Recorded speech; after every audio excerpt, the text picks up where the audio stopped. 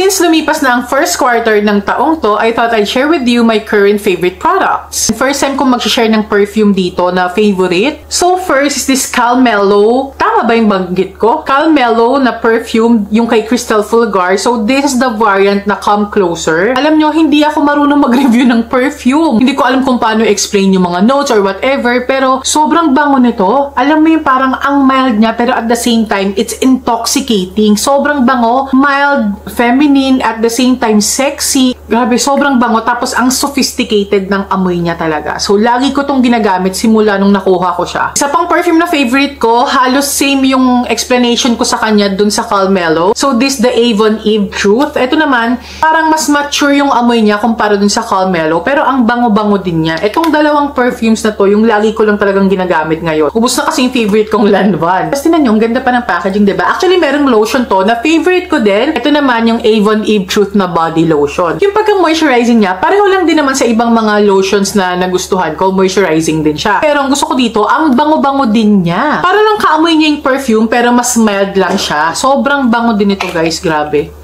Natatakot nga akong maubos siya. Parang ayoko siyang ubusin. Pero bango-bango niya talaga. Since meron akong hormonal acne ngayon, nabanggit ko sa previous videos ko na hindi ako masyadong gumagamit ng maraming products sa skin ko ngayon. First is this Skin 1004 Tone Brightening Capsule Ampoule. Kaya gusto ko siya kasi nakaka-brighten siya ng mga dark marks. Hindi agad ganun kabilis yung resulta, pero nakakatulong siya para mag-lighten yung dark marks ko. Kaya ko din siya nagustuhan kasi meron siyang tranexamic acid at nakaka-brighten talaga yung ingredient na yon. Actually, hindi ko rin to araw-araw ginagamit, kaya siguro hindi ganun kabilis yung resulta niya. So, ginagamit ko lang to mga once or twice a week. And then, for my moisturizer naman, ito yung ginagamit ko, yung Clinique Dramatically Different Moisturizing Gel. And itong moisturizer na to, meron siya mga soothing ingredients. That's why gustong-gusto ko siyang ginagamit sa skin ko ngayon. Kasi ang focus ko ngayon is to heal my skin barrier, kaya okay na okay para sa akin tong moisturizer na to. And then, for the sunscreen, I think simula December yata, ito na yung ginagamit ko. Meron pa rin siya, konti na lang siya, pero meron pa rin siya. So, this is the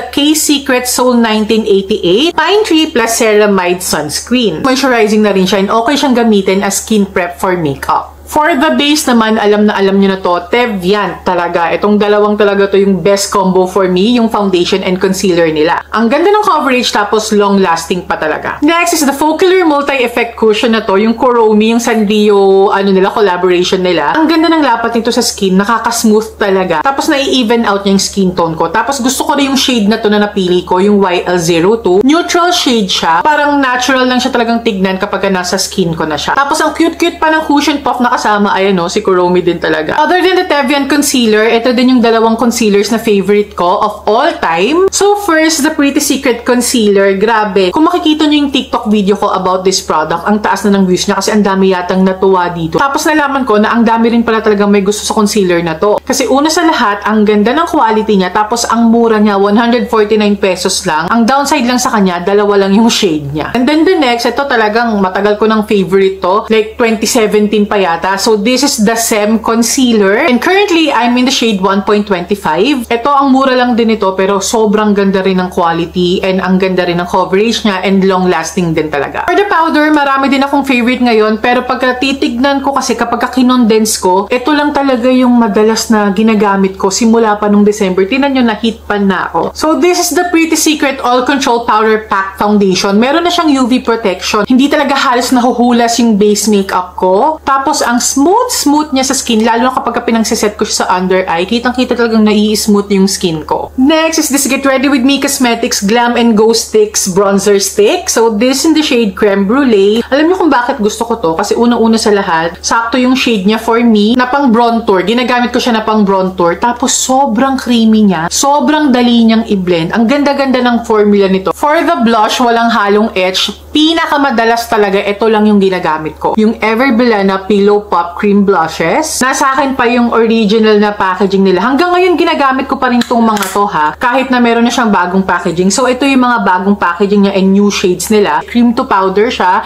Tapos, pwede mo siyang gamitin under and over powder. Hindi nagugulo yung base, hindi nagugulo yung powder. Aside from that, very long-lasting din. Yun nga lang, itong mga unang shades na nilabas nila, halos similar yung shades. So, it's a good thing na naglabas pa sila ng ibang shades shades pa. Simula talaga last year, ito lang talaga yung madalas na blush na ginagamit ko. Gumamit man ako ng iba pero bumabalik pa rin talaga ako dito. For the pangkilay naman, I recently did a video about this. Dalawa lang din yung ginagamit ko. First, the Bay Free Thickening Eyebrow Gel Mascara. Ito yung masasabi kong game changer talaga. Simula nung nagamit ko tong Bay Free na to, sobrang dali na para sa aking magkilay. On days na tinatamad ako mag-makeup, pagkalalabas lang naman ako, may bibilin lang, ganyan, ito lang yung ginagamit ko. Pero kapag gusto kong mas made up yung kilay ko, ginagamit ko yung Bia Eyebrow Pen ko. Ito rin, simula nung na-discover ko tong Bia Eyebrow Pen na to, grabe, hindi ko na siya tinigilan. Wala na ako ibang ginagamit na pangkilay na eyebrow pen. May try man akong iba, bumabalik ako dito kasi ang gusto ko talaga sa kanya, ang nipis-nipis ng applicator niya. So, itong combo na to na pangkilay, the best for me right now. Pag lumalabas ako, hindi na ako nag-eyeshadow pero nagmamascara pa rin ako. So, mas madalas na ginagamit ko yung Pretty Secret I Love You. Ayan, dual-ended siya actually. Eyeliner and mascara. Pero yung eyeliner, I rarely use it kasi hindi nga ako nag-eye makeup talaga. Pero ito yung itsura niya. Ayan, ganyan lang siya. Dip liner. Pero yung mascara talaga nito, yung gustong-gusto ko. Kasi simple lang siya pero nakaka-lengthen naman siya. And ganyan yung shape nung mascara wand. And parang pa-curve siya.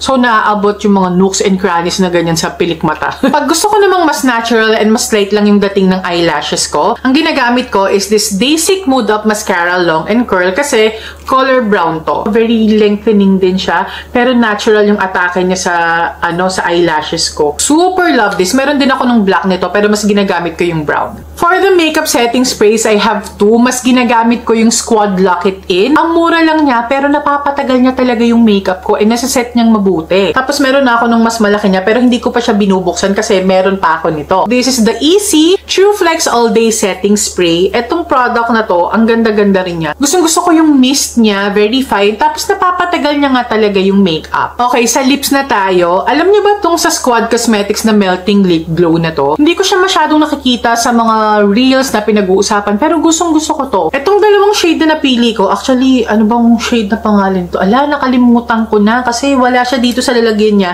Nandun sa box. Nasa lips ko ngayon tong parang mauve na to pero ang pinaka ginagamit ko dito, itong brown na to. Kasi sobrang natural lang niya pagka nasa lips ko na siya. Pagka lumalabas ako, ito yung ginagamit ko. Medyo thick siya pero hindi siya mabigat sa lips. Hindi siya nakakairita, hindi siya malagkit. Kapag nilagay mo siya, parang sealed na sealed yung lips mo. Parang gano'n na. Yung moisture na nilagay mo, malalock niya talaga. Parang gano'n yung texture niya. Sorry, nakalimutan ko yung shades nila pero basta yung brown talaga yung pinaka-favorite ko. Aside from that, I also love this Vice Cosmetics Lip Glow. I think ito yung Lip Fresca nila. For the lip gloss naman, itong Easy Hydra Gloss in Macabre. I'm so sad na limited edition lang siya kasi sobrang ganda ng shade na to. Gusto ko yung pagka-neutral niya. Ayan, lagay ko kaya siya sa lips ko.